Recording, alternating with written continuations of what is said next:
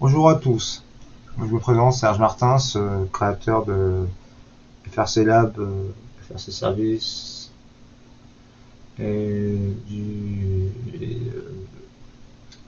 du site morsangeles.net. Je suis formateur référent chez H3ITMA et je gère plus de 130 élèves en tant que référent et je gère 20 élèves de plus à Poissy qui sont ce qu'on appelle, je gère la partie cybersécurité. Et à H3TMA, ici Mino, je fais ce qu'on appelle du service et du support, de l'administration système et réseau, et un peu de développement web. Et bien sûr, j'ai un peu de gestion de projet aussi, avec les licences. J'essaie de les former à la mise en place de projets d'infrastructure et de projets de développement d'applications.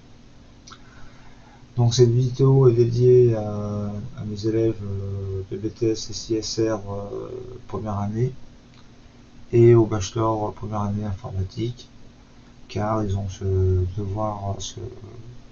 projet en commun. Les bachelors travaillent pour l'instant en cours et à la fin me feront un rendu et seront notés. Les CSR démarrent directement le projet. Donc je vais vous dire vaguement, je vous explique très rapidement. Donc chaque groupe, il y a plusieurs groupes, ils doivent répondre à l'appel d'offres. Donc ils doivent mettre en place l'infrastructure dans le cahier de charge est décrite. L'objectif c'est de mettre en place l'infrastructure décrite dans le schéma ci-dessous, ci-joint. Donc le contexte, c'est à la suite d'arrivée d'un nouveau directeur général et d'un nouveau développeur web dans la société World Company. Vous êtes chargé de mettre en place de mettre à jour l'infrastructure de la startup. Les exigences, architecture archaïque, elle a une Livebox Pro avec ses sports et il faudrait qu'il mette en place un routeur sécurisé avec un firewall, etc. Donc voilà. Donc je vais modifier ces sports et non pas et de plus le firewall de la Livebox box Pro et pas trop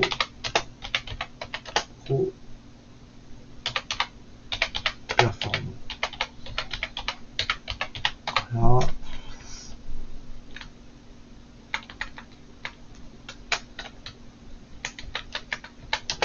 Voilà. Voilà.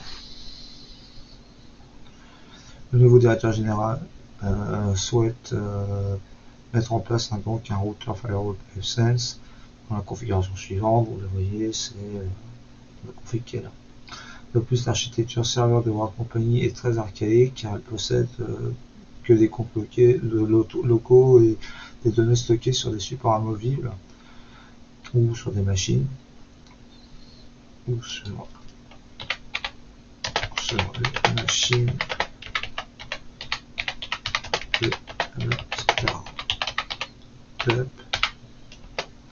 Donc le directeur général a demandé à ce qu'on mette en place un domaine type Microsoft qui fera TNS et serveur de fichiers DFS.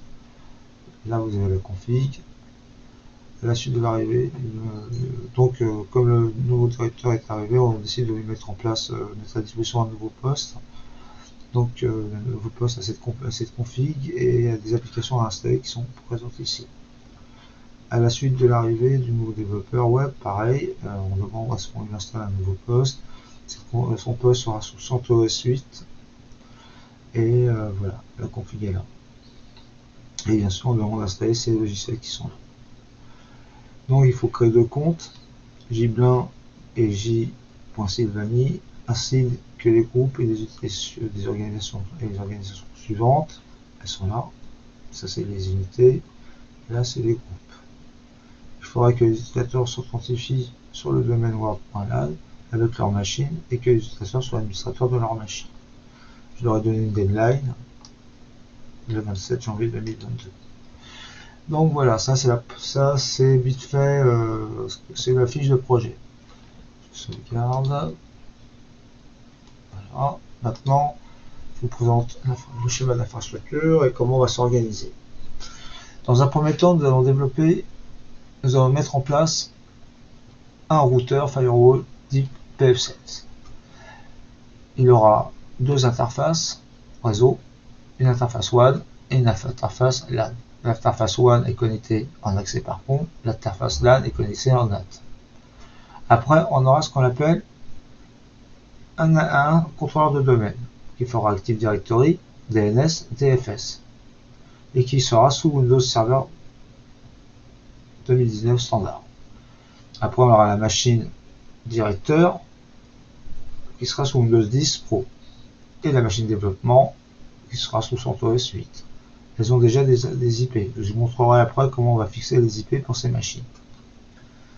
Donc là, le domaine Active Directory, c'est word.lan. Voilà. Donc pour commencer, je vais refaire une vidéo parce que je l'ai déjà fait. Et là, je vais la refaire adaptée à ce projet. Donc la première vidéo s'appellera partie 2, partie 1, parce que c'est là, c'est la partie 0, PF7. Mise en place de PF7.